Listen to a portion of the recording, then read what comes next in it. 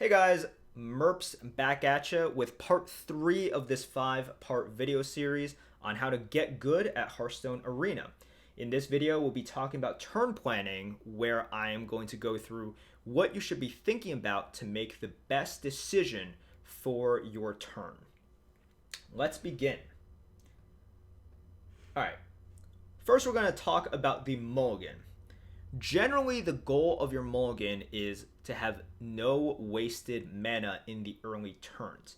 This can be different if you are playing a very controlled deck where you have ways to come back and you don't mind losing the board in the early turns. But what you want to do is to use your mana efficiently in the early turns. That also doesn't necessarily mean playing cards. For example, the Rogue's Hero Power allows her to equip a 1-2 dagger, and that's a decent amount of tempo in the early game. So what you have to do is remember your post-draft analysis. We just talked about this in part 2, and this is the importance of your post-draft analysis. By you having a better understanding of your deck, you're going to understand how to mulligan, and sometimes you're going to be able to make a better choice that you wouldn't have realized if you didn't take a close look at the deck. So, two things to consider on top of your own curve in the mulligan. Consider the coin, and not just the mana considerations as well, right? Where you look and say, oh, I can do coin 2-drop into 2-drop, or 1-drop into coin 3-drop, and then 3-drop. You want to see where is the best use of the coin for you, because you might have a weakness on that spot. Right? If you have a weakness on a spot, well, the coin helps you potentially skip that turn or allow you to do something else with that turn. So that's very important. Number 2, consider the class that you are facing. Traditionally, if you are facing a class like Hunter, which can go very aggressive, you might want to just play it a little bit safe and keep some cards that are perhaps a bit understated, but at least you can play them. Now, if you're facing a class that is traditionally control, like Priest, well, maybe now you're fine keeping some of your synergistic cards, being a little bit greedier with the mulligan. So, your turn planning starts during your opponent's turn. Now, this is not a time to switch back to Netflix, to, I don't know, go heat up some tacos in the microwave. Do that before. You can have food during the arena. Just make sure you're focused if your goal is to win and get better and get good, okay? So, you want to focus during your opponent's turn. And what you want to do is break down their turn into fundamental blocks. I'm going to say this again and again, and I will explain it now. What does that mean? Whenever your opponent plays a card, break it down into what that card actually is. For example, when your opponent plays a vanilla 4-attack, 5-health minion, what does that really mean? What does that 4-5 minion represent? Well, it represents 4-attack, 5-health, obviously, but what it really represents is delayed initiative, and it represents some board presence, right? And you might be thinking, well, that's obvious, but when you break it down into what a card represents and not just what is the card, what's the card name, right? You start thinking about the game in a different manner. So, and you'll see this as the explanation goes on. So at the end of the turn, always ask this basic question, right? Like at the end of their turn, before they have pressed the end turn button, or even right afterwards, you want to ask this one question: how good was their turn? You want to evaluate their turn. And you want to do that because you want a better understanding of your opponent's capabilities. And this is very important for you making reads, for you making the proper decision. And all you have to do is be like, okay, they had a really good turn because they were able to use up all of their mana, because they were able to put a big minion, or because they were able to remove all of my stuff in an efficient manner. Next, you want to ask the sub question, what couldn't they do? And assuming that what couldn't they do that they really wanted to do? That's very important. For example, if you have a 5 attack, 3 health minion on the board, your opponent had a 2 attack, 2 health minion on the board that they could have used, and they did not use up their minion along with 1 damage to kill off your minion, then you might be able to assume that, okay, they don't have 1 damage readily available. And that's very valuable information. So, after you evaluate how good was their turn, ask, was there anything that they should have done that was of high importance for them to do that they did not do at all, right? And this is very important for making reads and playing more efficiently. So, that's what you should be thinking about during your opponent's turn. When it comes to you, when you are on the clock, the first thing you want to do is identify your options. And when you identify your options, once again, break them down into the fundamental blocks. I've coached quite a few people in the arena, and every single time that they are unsure of what to do, I would say that it's because they look at their options and they say, okay, I could either do card A, I could do card B, or I could do card C and D, or I can do cards D and E. And they just don't know what to do. And then they just ask themselves the same questions over and over. It's like, well, there's A, there's also B, there's also... What you want to do is break it down.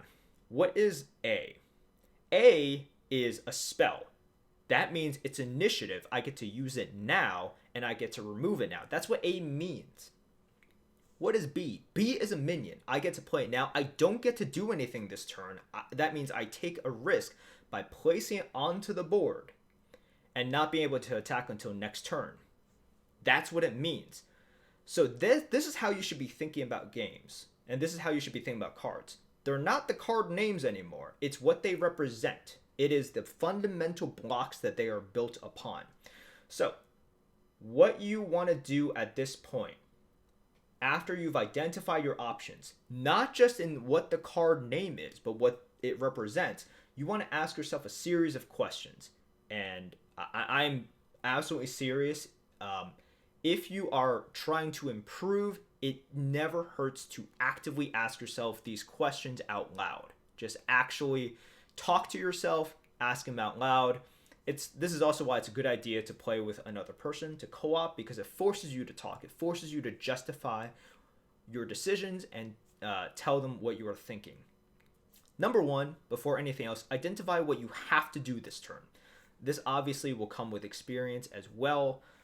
There are some very obvious situations. For example, if there is a 7 attack, 1 health minion on the other side of the board, that's a pretty high priority for you to use 1 damage from anywhere that you have available to kill that 7 attack minion. That's pretty obvious, right? And there are other things that are not as obvious, but what you want to do is identify what you think has to be done this turn. That's very important because a lot of people get frozen by everything that they think they can do, but they don't first focus on what they have to do. And once you identify what you have to do, what you can do gets parsed down significantly. All right. So after that, what you want to do is keep asking questions. And this is going to be a learning process because what you are going to get better at is asking the right questions. But if you've been listening, a lot of the questions have already been laid out in my examples. So what you want to do is ask yourself, like, okay, what does this represent? What can I do? What can't I do? And let's talk about specifically the questions that you need to be asking in order to make the right choice. That's what we're here for, right? How do I make the best choice during a turn?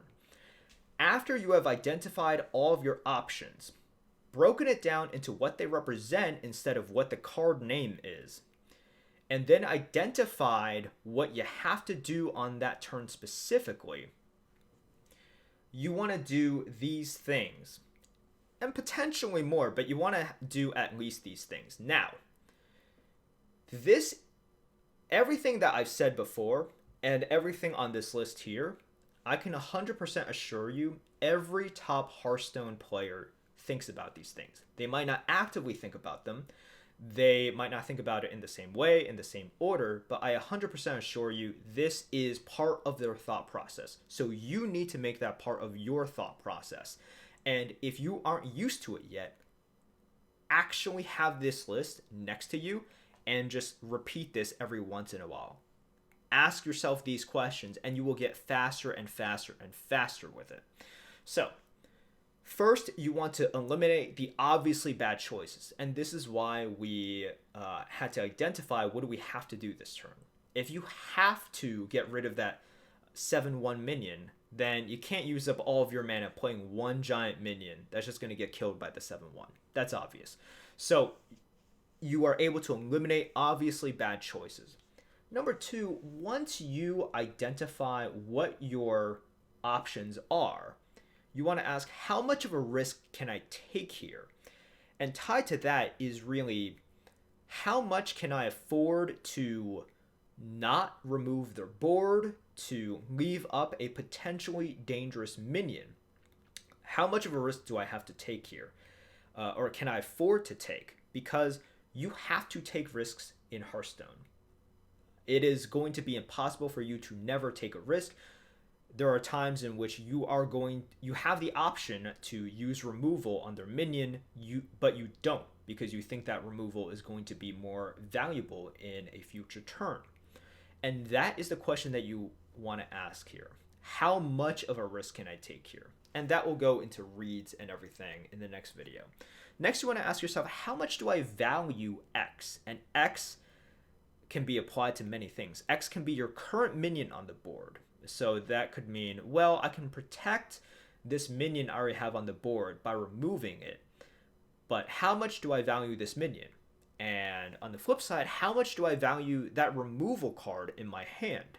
Is it worth it? Is it worth trading this removal for this minion? And how much do I value face damage? Because if I use the removal to kill their minion, then my minion on the board can go face. You need to ask yourself all of these questions. Everything that you do, what is the value of this? If you highly value face damage, maybe you should use the removal so your minion can go face.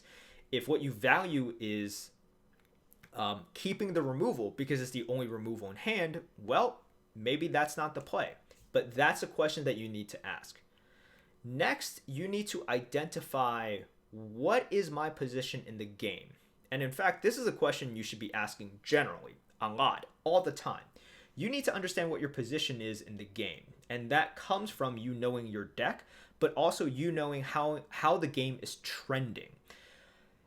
So that goes beyond knowing your deck. That goes beyond knowing how generally the classes work.